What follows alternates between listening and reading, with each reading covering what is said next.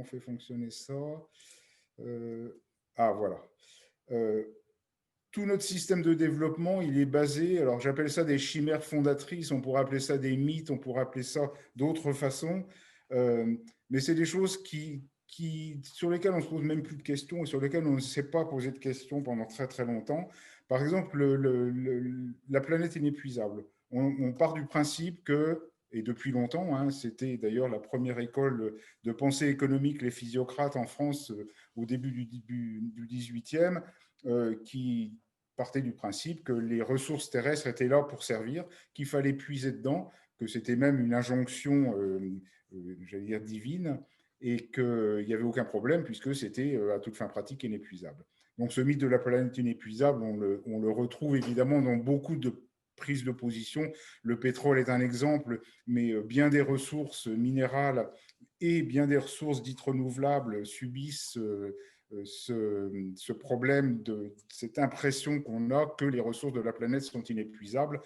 On sait, et puis on verra sur quelques exemples, que ce n'est pas le cas. La deuxième chimère, c'est ce qu'on appelle la nature infiniment résiliente. C'est-à-dire qu'on est longtemps parti du principe qu'on pouvait absolument tout balancer dans les océans, dans l'air, dans les sols, et que la planète était suffisamment résiliente, c'est-à-dire suffisamment capable d'absorber ça et j'allais dire, de remétaboliser tout ça sans danger et sans dommage. On sait que ce n'est pas vrai. Hein, la planète est très résiliente, mais elle n'est pas infiniment résiliente. Et on commence à voir les limites de la résilience de la planète à beaucoup de niveaux. Euh, troisième chimère, qui pour moi est peut-être la plus importante, c'est le mythe ou la chimère du monde simple. L'esprit humain a horreur de la complexité, et comme la complexité, elle est présente partout, le monde est complexe, le corps humain est complexe, tout est complexe. La meilleure façon d'échapper à la complexité, c'est de prétendre que les choses sont simples. Bon, pour prétendre qu'une chose complexe est simple, il suffit de la découper en sous-systèmes, en sous-sous-systèmes, en sous-sous-sous-systèmes, et ainsi de suite. Et ainsi, on peut prétendre que les choses sont simples en ne regardant qu'un aspect, somme toute, très, très, très partiel de la réalité. Le problème avec cette simplification, c'est que ça pousse à adopter des solutions simples à des problèmes qui sont complexes. Une solution simple sur un problème complexe, ça ne marche jamais. Un bon exemple de ça, c'est, je vais le présenter de manière plus approfondie dans une version plus étendue de cette présentation-là, mais je l'ai retiré là, mais je vais en parler, c'est le problème de la démographie en Chine. Quand les Chinois décident, au début des années 70, la politique de l'enfant unique, pour eux, c'est une façon simple de résoudre un problème qui est un problème de surpopulation, hein, et de disponibilité alimentaire. Et ils appliquent une solution simplissime qui est de dire on limite les naissances. Sauf que le problème est infiniment plus complexe que ça et qu'ils sont en train d'en payer les conséquences, évidemment, avec une pyramide des âges, donc 60 ans après, qui est complètement sur la pointe, qui est complètement inversée, et avec tous les problèmes que ça pose, évidemment, d'un point de vue organisation sociétale et autres. Donc voilà, une solution simple sur un problème complexe, ça ne marche pas. Ceci, alors il y en a bien d'autres, hein, chacun d'entre vous et chacune peut penser à ce que j'appelle ces chimères fondatrices, il y en a d'autres. Hein. Je n'en ai choisi que trois qui me paraissent les plus importantes peut-être ou les plus exemplaires. On va parler d'équilibre, mais parler d'équilibre, ça veut dire qu'on définit un peu ce que c'est que l'équilibre. On va parler d'équilibre, mais dans la nature, il faut savoir que l'équilibre stable, c'est-à-dire vous imaginez la balance Roberval avec ses deux plateaux et un fléau de balance qui est parfaitement horizontal, dans la nature, ça n'existe pas. Il n'y a pas dans la nature d'équilibre stable, il n'y a que des équilibres qu'on dit dynamiques, c'est-à-dire une oscillation entre des limites. Donc on reprend la balance Roberval, et voilà, la balance, elle va osciller entre des limites. Ça, la nature le gère parfaitement. Bon exemple de ça, c'est notre température corporelle, par exemple, qui n'est pas une constante. Hein, c'est un équilibre dynamique, c'est une grandeur mesurable qui change au cours de la journée. On se réveille le matin, on est à 36,2, c'est normal. On se couche le soir, on est à 37,5, c'est normal. Par contre, si on sort de ces limites, là, on ne sait plus gérer. Le corps ne sait plus gérer. Alors, c'est ce qu'on appelle l'homéostasie, hein, qui est une notion qui a été définie en physiologie humaine, hein, donc qui est la capacité du corps à gérer une variable dans des limites acceptables, température, ça peut être la pression sanguine et bien d'autres. Si l'équilibre sort de ces limites qui sont gérées par la nature, hein, au sens le plus large du terme, bien sûr, il y a problème. Là, c'est dans le cas du corps humain, on appelle l'ambulance et on va à l'hôpital parce qu'on est malade. On est sorti, on a 42 fièvres, c'est pas normal. C'est une alerte, c'est un signal que quelque chose ne va pas. Donc, on sort de cet équilibre dynamique qui est parfaitement géré tant qu'il reste dans les limites définies. Et on va beaucoup parler d'équilibre dynamique. Alors, je vais passer très rapidement sur 3 exemples. Un premier exemple, c'est la biodiversité. On évoque beaucoup l'érosion à grande vitesse de la biodiversité. Il faut savoir que depuis l'apparition de la vie, donc il y a un peu plus de 3 milliards d'années, l'apparition de la première molécule organique, il y a eu, on les connaît bien, au moins quelques-unes d'entre elles, des grandes extinctions, et surtout, 99% des espèces qui sont apparues, des espèces vivantes qui sont apparues à la surface du globe ont disparu. C'est normal, une espèce, c'est une entité vivante qui naît, qui vit et qui disparaît. Il n'y a rien de plus normal. Le problème, il est où? Il est dans la rapidité, effectivement, à laquelle l'érosion de la biodiversité se présente depuis quelques décennies. Je vais passer très rapidement, donc ça, les grandes extinctions, hein, ça c'est des extinctions accidentelles. On parle maintenant de la 6e extinction, qui serait d'origine humaine, c'est-à-dire provoquée par les activités de l'homme. Pourquoi on parle de 6e extinction? C'est parce qu'effectivement, on a une accélération considérable du rythme de disparition des espèces, et encore ne fait-on de statistiques que sur les espèces qu'on connaît. Il faut bien garder présent à l'esprit qu'on connaît qu'une partie relativement infime de la diversité biologique présente à la surface du globe. On connaît à peu près tous les grands animaux, on va dire, mais on a bien sûr énormément de choses à découvrir, on en découvre tous les jours, dans les animaux et les plantes plus petites, évidemment aux bactéries, aux virus et à toutes ces petites bestioles. Je vous engage à aller regarder le rapport Planète Vivante, hein, du WWF. Le WWF, le World Wildlife Fund, calcule depuis un certain nombre d'années ce qu'ils appellent l'indice Planète Vivante, où sur la base d'une revue exhaustive de la littérature scientifique, ils regardent l'évolution de plusieurs milliers d'espèces de différents taxons, différents groupes animaux, pour voir dans quelle mesure il y a effectivement érosion. Ce que enregistre le WWF, donc depuis 1970, voilà l'allure de l'indice Planète Vivante. Alors un indice, par définition, c'est une agglomération de plusieurs indicateurs simples. Donc c'est quelque chose qui est assez complexe à monter, un indice, dont je ne rentre pas dans le détail. Simplement sachez que c'est basé sur l'analyse de plus de 15 000 travaux scientifiques chaque année. Enfin, je ne pense pas qu'ils refassent tous les ans, mais chaque fois qu'ils refont, qu'ils mettent à jour l'indice Planète Vivante, c'est plus de 15 000 publications, documents scientifiques qui sont analysés, décortiqués. Et donc, on voit que depuis 1970, hein, donc 46 ans, 45 ans, le dernier indice a été calculé en 2016, ça c'est le rapport 2020, hein, on a une baisse de 68% de cet indice Planète Vivante. Donc, on a une tendance surtout qui est constante depuis le début des années 70, donc qui traduit une forte érosion de la biodiversité. Dans le rapport, il y a des courbes qui sont données par groupe, par zone géographique, les zones tempérées, les zones tropicales, les zones désertiques. Je ne rentre pas dans le détail. Un autre aspect intéressant, c'est l'érosion des habitats, puisque l'une des causes principales de l'érosion de la biodiversité, c'est la perte d'habitat, hein, notamment, et on y viendra juste après, la déforestation. Donc, on voit qu'il y a aussi une tendance très claire depuis le début des années 2000 à une péjoration des habitats qui servent de support évidemment à tout ce foisonnement de vie. Première remarque, c'est intéressant de regarder, c'est la première année qu'il le faisait, cet indice par zone géographique.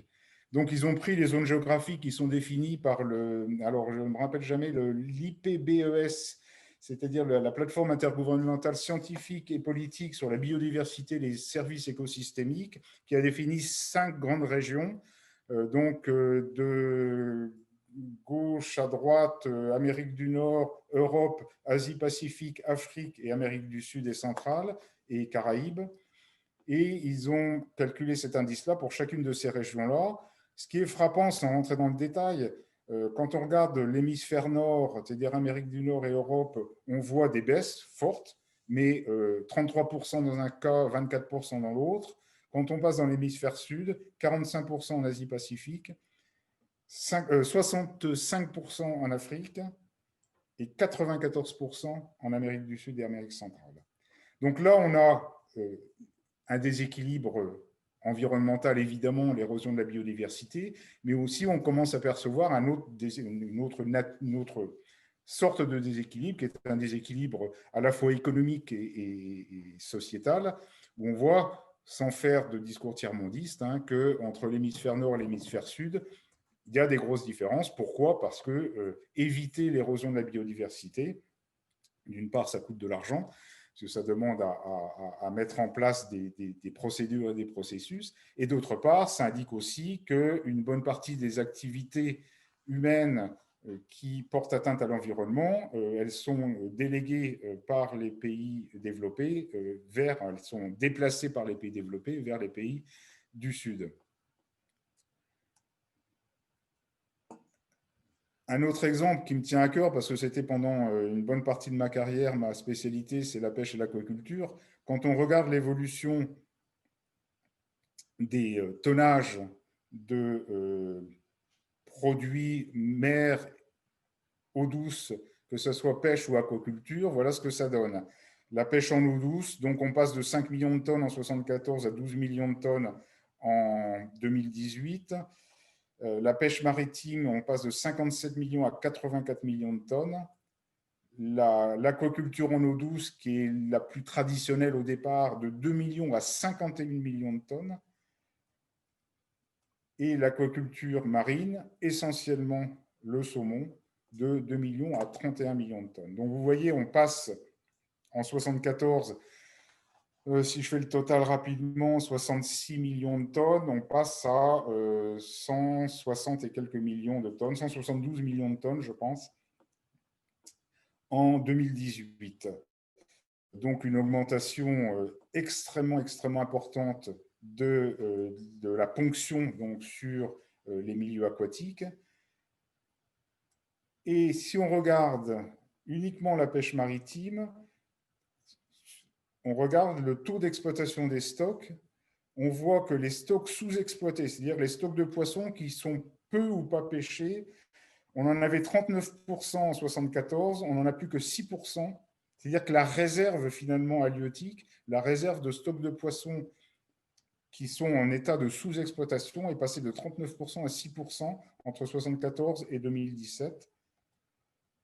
Les stocks qui sont exploités, alors ça c'est les statistiques de la FAO, ils disent durablement, moi je dirais à peu près durablement. C'est-à-dire qu'une certaine partie de ces stocks-là sont pas loin de la limite de l'exploitation durable. On passe de 51 à 60%.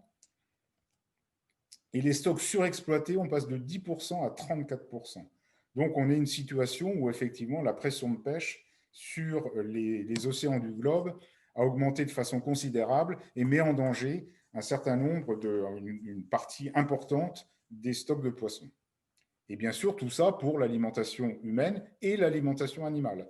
N'oublions pas, si on revient au graphique précédent, l'aquaculture en milieu marin, qui est une aquaculture relativement récente, c'est essentiellement le saumon, beaucoup en Norvège, et ces saumons-là, ils sont nourris avec quoi? Avec ce qu'on appelle du poisson fourrage, donc qui est ponctionné dans les stocks halieutiques en océan, dans les océans.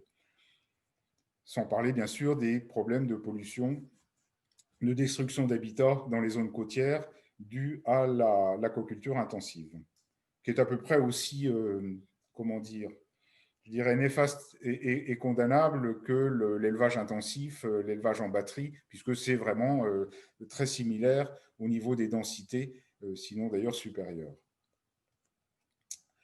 Alors, parlons de la forêt. On sait qu'on en parle souvent quand même, de la déforestation. Une petite animation qui n'est pas inintéressante, on a reconstitué cartographiquement la couverture forestière originelle. Alors, quand on dit originelle, c'est avant l'an 1000, c'est-à-dire avant les grands défrichements qui ont eu lieu notamment en Europe à partir de l'an 1000. Couverture forestière originelle. Et vous allez regarder attentivement le mitage qui va apparaître. Je peux vous le remettre si vous voulez. Voilà, couverture originelle. Et voilà la situation en 2010.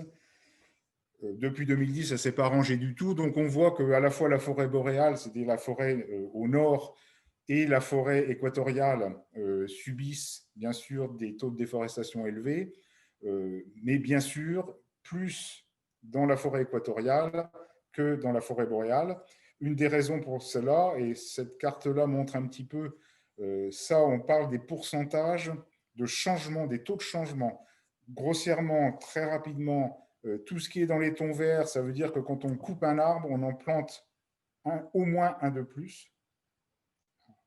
On en replante au moins un. Tous les tons, dans les tons ocre et marron, quand on coupe un arbre, on en replante moins d'un. Et en général, on n'en replante pas. Et on voit très bien là aussi un déséquilibre entre les pays tropicaux, pays du Sud, en sachant que l'exploitation des forêts dans les pays du Sud, elle a deux raisons. C'est le bois d'œuvre et les bois précieux qui alimentent quand même essentiellement les marchés du Nord.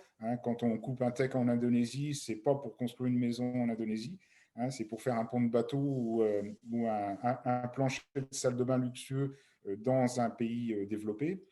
Et la deuxième raison, c'est le développement d'une certaine agriculture intensive, notamment l'exemple du soja au Brésil et en Argentine, ou l'exemple que je vais vous montrer ici, Kalimantan, donc la plus grande île, enfin l'une des plus grandes îles du monde. Et vous voyez l'évolution de la couverture forestière de cette île, donc, est partagée entre l'Indonésie et la Malaisie et le petit sultanat de Brunei, et qui a subi une déforestation absolument massive. Pourquoi? Pour planter du palmier à huile. Alors, vous allez me dire, c'est loin ça. Oui, c'est loin, mais on a notre part de responsabilité. Regardez ça. Sur les 22,4 millions d'hectares déforestés. Alors, pour donner une idée, 22,4 millions d'hectares, ça ne dit pas grand-chose, c'est 2,4 millions de kilomètres carrés. La France fait 0,54 millions de kilomètres carrés. Donc, c'est pratiquement entre 4 et 5 fois la France. Donc, sur ces 22,4 millions d'hectares déforestés en 2014, 7,4 millions d'hectares sont imputables aux importations agricoles de l'Union européenne. Eh oui. L'Union européenne, c'est nous. Donc, essentiellement le soja d'Amérique du Sud, Paraguay, Brésil, Argentine. Alors, le soja, il sert à quoi? Il sert à alimenter des animaux, à la production de viande. Il faut savoir qu'au niveau mondial, pratiquement 70% de la surface agricole utile est consacrée directement ou indirectement à la production de viande. Mettez ça en parallèle avec l'accès à la viande des populations mondiales. Il y a certainement, alors je n'ai pas les chiffres en tête, mais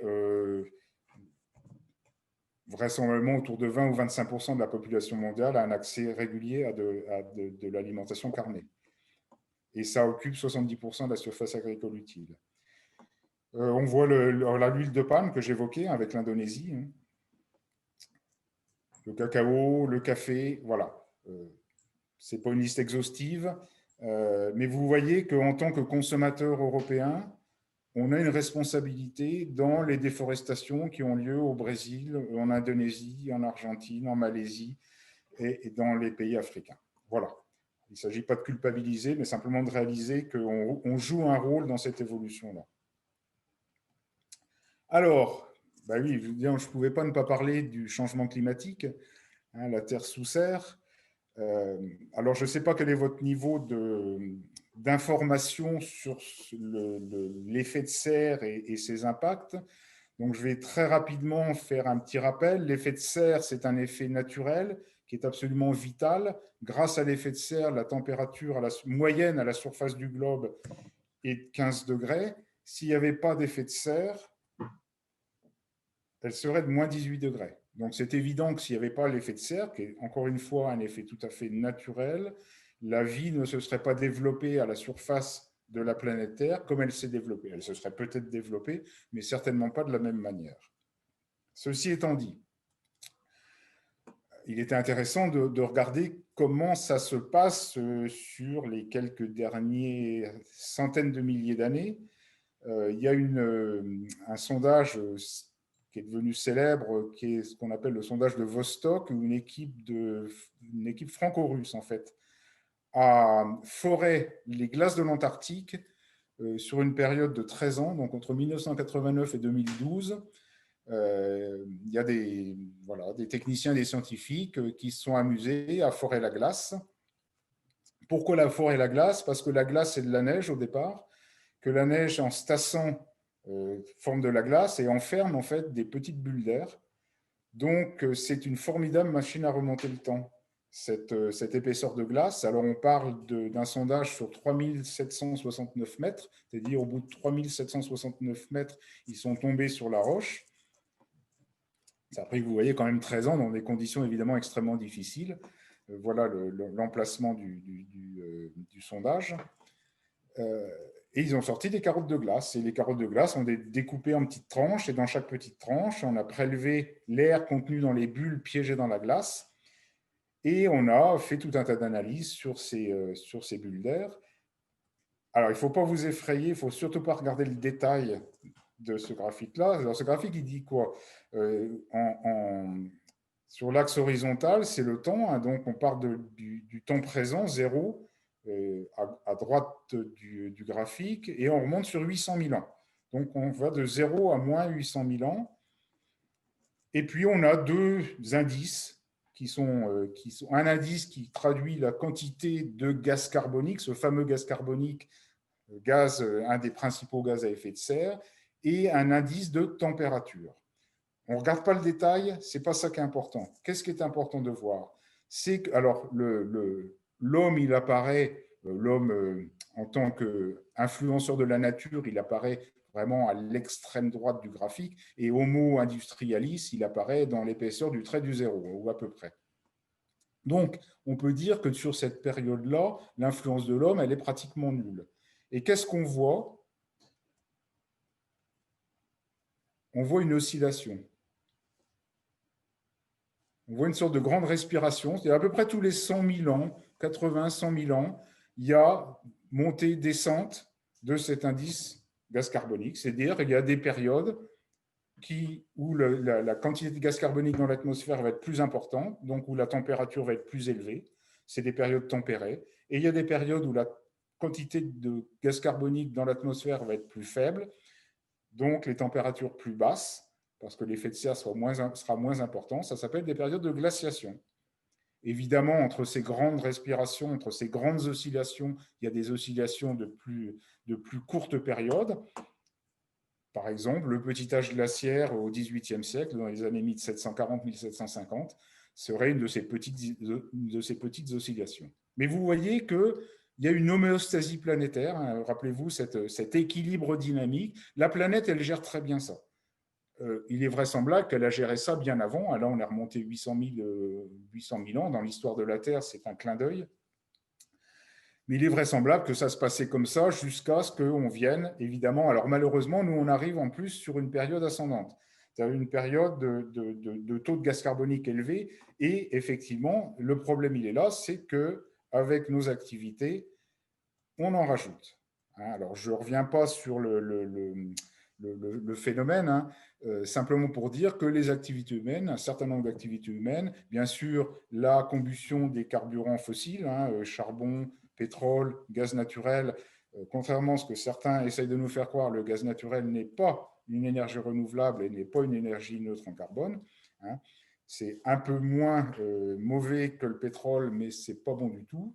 L'élevage intensif, qui est un gros émetteur de méthane notamment, et de dioxyde de protoxyde d'azote, et toutes les émissions industrielles. Hein. Et donc tout ça, ça envoie dans l'atmosphère des gaz à effet de serre.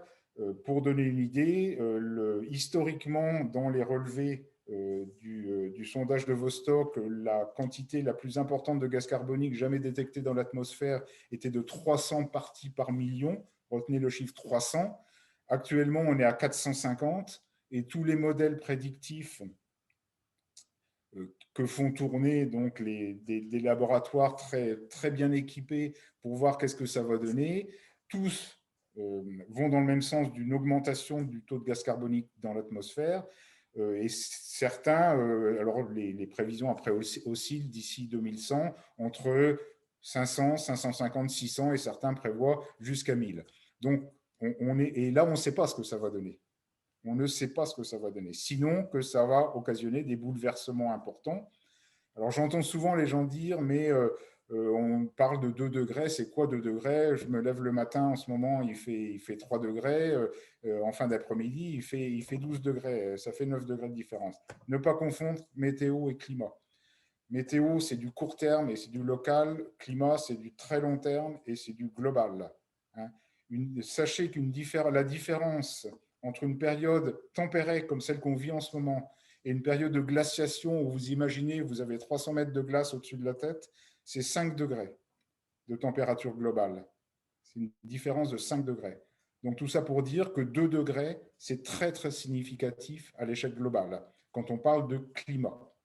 Donc, quand les scientifiques du GIEC disent qu'il faut absolument qu'on limite l'augmentation de la température à 2 degrés, ne pensez pas à la température du matin et à celle de l'après-midi. On est sur des phénomènes et des températures globales. Alors, on nous alerte, on nous dit, les scientifiques nous disent, ils tirent quand même la sonnette d'alarme depuis un bon bout de temps. On entend des choses, alors vous avez tous entendu parler de l'empreinte écologique. Je ne rentre pas dans le détail de cet indice qui est un indice complexe. Par contre, il sert, vous avez, j'imagine, tous entendu parler de ce qu'on appelle le Overshoot Day, le jour du dépassement. Le jour du dépassement, c'est le jour à partir duquel la planète vit à crédit, c'est-à-dire l'humanité vit à crédit, c'est-à-dire à épuiser les capacités biologiques de la planète. Et on voit, alors c'est, dans l'absolu, ça ne veut rien dire. Ce qui est intéressant, c'est que ça permet de mettre le doigt sur un problème. Ce qu'on voit à partir des années 70, en 70, on commençait à vivre à crédit le 27 décembre. En 2019, on a commencé à vivre à crédit le 2 août. Alors en 2020, cocagne, grâce à la pandémie, à l'arrêt de beaucoup d'industries, etc., ça a permis un petit rebond, comme il y a eu d'ailleurs un rebond en 2008-2009 avec la crise financière de 2008. Mais on voit bien qu'il y a une tendance très très forte à un épuisement de plus en plus rapide des ressources. Alors ça veut dire quoi aussi ça? Donc des équilibres évidemment au niveau environnemental, mais que pour qu'un certain nombre de personnes puissent consommer l'équivalent de 5 planètes, il y en a d'autres qui ne peuvent plus consommer que l'équivalent d'un quart de planète. Alors, là aussi, c'est une façon, comment dire, imagée de poser la question. Si tout le monde vivait comme un Américain, ben, il faudrait 5 planètes. Si tout le monde vivait comme un Français, il faut 3 planètes. Voilà. Sauf pour que nous, Français, nous puissions vivre comme on vit, ça veut dire qu'il y a tout un tas de gens qui vivent avec beaucoup moins que ce dont ils auraient besoin. Donc, des équilibres, effectivement, économiques et alimentaires et et j'en passe. Mais là, je pense que vous avez tous et toutes présents à l'esprit, enfin, vous pouvez facilement visualiser le problème que pose le fait que certains habitants de la Terre consomment comme s'ils avaient à leur disposition 5,4, 4,8 ou 3,3 planètes. Ça veut dire que d'autres n'ont un niveau de consommation que très très inférieur à ce à quoi ils auraient le droit si tout le monde se partageait équitablement ce que peut produire la planète.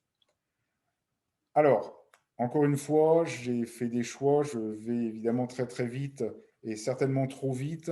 On aura l'occasion de rediscuter de ça. La question, c'est est-ce qu'on fait une pause maintenant? Est-ce que, alors pas nous autour de la table virtuelle, mais nous, humanité, est-ce qu'on ne se met pas en pause pour commencer à réfléchir un petit peu à où on va et comment on veut y aller? Moi, la façon dont je traduis ça, c'est qu'actuellement, on vit dans un système où la notion de progrès est omniprésente. Et on veut, nos dirigeants, n'ont en tête que cette idée de progrès, ce qui n'est pas tout à fait ni forcément condamnable, mais que pour eux, le progrès ne peut s'obtenir qu'avec de la croissance, et évidemment de la croissance économique. Pour qu'il y ait de la croissance économique, il n'y a pas 36 façons, il faut qu'il y ait de la production. Pour qu'il y ait croissance économique, il faut qu'il y ait production. Production de biens, production de services. Mais la production de biens et de services n'a évidemment de sens qu'à partir du moment où ces biens et ces services sont consommés. Et c'est grâce à la consommation qu'on a du progrès. Donc voilà, on vit dans cette illusion, dans ce cercle qui malheureusement est de plus en plus vicieux, où pour qu'il y ait de plus en plus de progrès, il faut de plus en plus de croissance. Pour qu'il y ait de plus en plus de croissance, il faut produire de plus en plus. Et pour que cette production ait un sens, il faut que le consommateur consomme de plus en plus. Je veux dire, je pense qu'on peut dire qu'autour de la table, on est tous d'une génération d'un certain âge. Moi, quand j'étais gamin, il y avait très peu de télévisions, de maisons qui avaient des télévisions. Et l'idée même d'avoir deux télévisions dans une maison n'avait aucun sens. Voilà, ça ne serait venu à l'idée à personne d'avoir deux télévisions dans sa maison. Regardez maintenant les taux d'équipement. Alors, il est toujours intéressant d'ailleurs de regarder les statistiques de taux d'équipement en écran, par exemple, maintenant, les télévisions, les maisons où il y a 2, 3, 4 écrans de télévision, plus 2, 3, 4 ordinateurs, plus tablettes, plus, etc., etc. Voilà. Et tout le système, évidemment, nous pousse à augmenter notre niveau de consommation de manière à ce que la production ait un débouché, qu'il y ait plus de croissance et donc plus de progrès. Alors, on pourrait dire, bah oui, pourquoi pas? Problème, évidemment, c'est d'abord un problème pour moi, je dire presque philosophique, c'est une approche du plus, toujours plus de progrès, d'accord, plus de croissance, plus de production, plus de consommation. Pour moi, c'est un serpent qui se mord la queue. Hein. Et de toute façon, ça ne peut pas marcher. Ce n'est pas une question d'idéologie, c'est une question de logique mathématique. Ça pourrait marcher si ça fonctionnait en circuit totalement fermé. Sauf que le circuit n'est pas totalement fermé. Il y a des choses qui rentrent dans ce circuit, progrès, croissance, production, consommation, ce qu'on appelle les intrants, hein, c'est de la matière première, c'est du travail, c'est de l'énergie, c'est de l'eau, etc. Et puis, il y a des choses qui sortent, et pas seulement des produits, mais aussi des impacts, des pollutions atmosphériques, des pollutions du milieu aqueux, des pollutions du sol. Donc, ça ne peut pas fonctionner. On en dit souvent, une croissance infinie est inenvisageable dans un monde fini. Ben oui, le monde, il est fini, donc on peut pas. Donc, les gens qui nous font croire qu'on peut soutenir un taux de croissance de 3%, c'est à peu près ce qu'on nous dit hein, depuis la fin de la Deuxième Guerre mondiale, hein, qu'il faut un taux de croissance de 3% pour soutenir l'emploi. Faire croire aux gens qu'on va continuer ad libitum avec un taux de croissance de 3% n'a de toute façon strictement aucun sens. Ça n'est simplement pas possible. Et donc, à un moment, il va falloir dire stop. Ce qui nous amène effectivement à repenser le concept même de développement. Alors, j'ai eu une petite discussion avec Christian sur ce mot de développement. je l'assume totalement dans l'image que je me fais du développement. C'est-à-dire, pour moi, le développement, ce n'est pas l'image du développement de la société libérale et consommatoire, c'est plutôt l'image d'une fleur qui s'épanouit. C'est-à-dire comment on peut faire s'épanouir les potentiels de chacun et de tous les groupes. C'est dans ce sens-là que je prends le mot développement. Et donc ouvrir sur un futur différent. Donc là, évidemment, seulement quelques pistes, une vision plus intégrée de l'évolution de la société, un concept au-delà d'une simple approche écologique. Il n'y a pas plus qu'il ne peut y avoir un concept purement économique de croissance, malgré ce qu'on vit actuellement. Il ne peut y avoir un concept purement écologique. Ou alors, il faut requalifier les termes. Il faut essayer de faire une synthèse de tout ça. Donc, revoir effectivement la façon dont les choses se déroulent dont on nous impose un peu les choses depuis 250 ans. Redonner du sens, bien sûr. Alors, c'est une citation d'un économiste qui est décédé depuis très très longtemps, René Passé, qui disait en 72, alors 72, ce n'est pas une date anodine, 72, c'est avant le rapport du Club de Rome.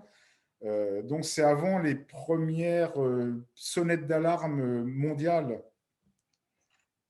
Il disait une croissance du PIB qui s'accompagne d'exclusion sociale, de déculturation et d'une dégradation du milieu naturel n'est pas un développement. Là, on est 20 ans avant le sommet de Rio, donc avant la popularisation de la notion de développement durable. Donc, il était particulièrement précurseur. Il n'était pas tout seul.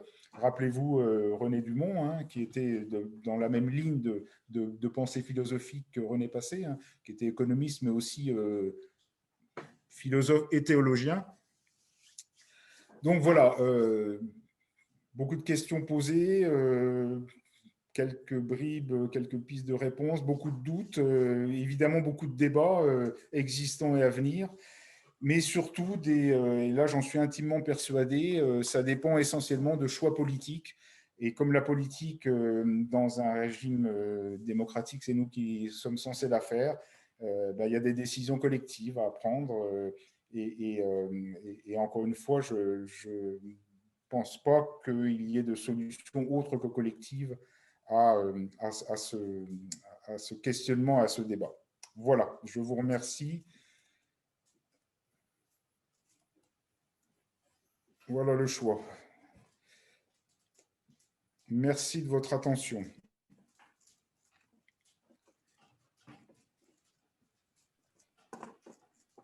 Merci Jean.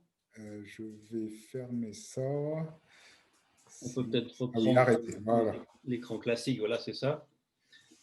En fait, il y a eu assez peu de questions jusqu'à présent de poser, mais peut-être qu'elles vont venir maintenant, parce qu'on attendait sans doute la fin. Elles peuvent être posées oralement, de toute façon. Alors, là, je suis vraiment désolé, c'est un peu une gageure comment dire, de présenter quelque chose comme ça en 30-45 minutes. Là, c'est pas ça. Alors, encore plus devant un écran vide. Moi, j'ai plus l'habitude d'intervenir devant des salles. Évidemment, c'est à la fois plus agréable, plus facile, je pense, pour l'intervenant et plus facile pour comment dire, les gens qui écoutent. Donc, c'est vrai que la visio n'est pas un exercice que j'apprécie beaucoup. Philippe, il faut que tu mettes ton micro. Voilà. Merci. Voilà. Oui, non, mais ça n'est pas une question. C'est simplement quand même pour repréciser que cette soirée pour nous au niveau de l'université populaire, c'est aussi une soirée de test avant d'autres conférences visio et que nous tenons beaucoup à te remercier d'avoir accepté de nous aider pour tester ce système et d'avoir accepté ça dans un temps très limité, tout simplement. Voilà. Donc, indépendamment des précautions orales que tu prends, moi, je veux souligner l'importance de ton aide pour que nous puissions tester ce système. Merci, Jean. J'ai eu l'impression de partir un petit peu au front, la fleur au fusil. Non, c'est un exercice auquel je ne suis pas rodé. Hein. Je suis Ça fait des années que je fais de l'enseignement, mais sous cette forme-là, je l'ai fait un petit peu l'an dernier pour mon intervention à La Rochelle. J'ai trouvé ça très, très désagréable parce qu'évidemment, le rapport avec l'assistance, les étudiants en l'occurrence, n'est pas du tout le même et on ne peut pas faire les mêmes choses. Mais voilà, bon, de toute façon, je pense qu'on est condamné à ça pour encore quelques temps. Donc, faisons contre mauvaise fortune bon cœur. Il y a une question qui est apparue là à l'instant, ou presque, sur quid de la théorie de la collapsologie. Bon, alors la collapsologie, moi je ne suis pas un spécialiste de la collapsologie. La collapsologie, c'est les gens qui pensent que l'effondrement est inéluctable, c'est-à-dire l'effondrement du système tel qu'il existe actuellement. Quand ils disent effondrement, c'est vraiment un effondrement. Un peu comme la chute de l'Empire romain, tout se casse la gueule, c'est-à-dire tout le système économique, industriel, social qui est en vigueur dans pratiquement tous les pays du monde, s'effondre du jour au lendemain. On imagine, par exemple, plus d'énergie, plus d'électricité, évidemment plus d'Internet, plus de communication à distance, plus de mobilité rapide, donc plus d'avions, plus de trains, etc. C'est ça que les collapsologues prévoient. Et au lieu alors ils pourraient dire, voilà, fin de l'humanité, ils sont quand même un petit peu positifs en disant il faut qu'on prépare la renaissance de quelque chose d'autre sur les ruines de l'ancien système. Mais ils se basent sur des ruines. Alors, je ne peux pas aller beaucoup plus loin parce que je n'ai pas une connaissance approfondie des différentes théories de la collapsologie, parce qu'il y a plusieurs écoles aussi, là comme ailleurs. Hein. Mais ça postule au départ effectivement l'effondrement du système. Et un effondrement, c'est toujours douloureux. Il y a toujours des dégâts collatéraux importants. Et malheureusement, c'est toujours les mêmes qui trinquent. Donc voilà. Donc je suis personnellement pas vraiment collapsologue. On l'avait un peu compris.